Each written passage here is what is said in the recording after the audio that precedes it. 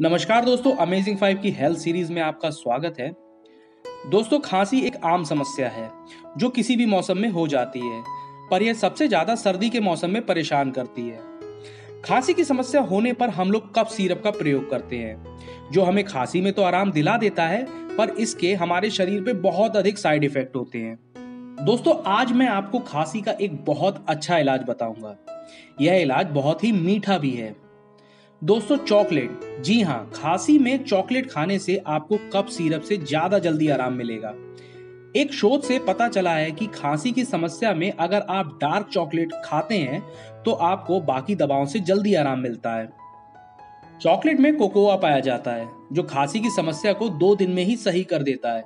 इसके विपरीत cough syrup में कोडीन होता है, जो चॉकलेट में पाए जाने वाले कोकोआ से कम इफेक्टिव है।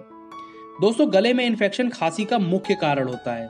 जब हम कफ सिरप पीते हैं तो हमारे गले के अंदर के हिस्से पर सिरप की एक परत चढ़ जाती है, जो गले को इन्फेक्शन से बचाती है। पर जब हम चॉकलेट खाते हैं तो इससे हमारे गले पर ज्यादा गाढ़ी और मोटी परत चढ़ती है, जो गले को लंबे समय तक राहत देती है, जिससे खांसी की समस्या बहुत जल्द दूर हो जाती है।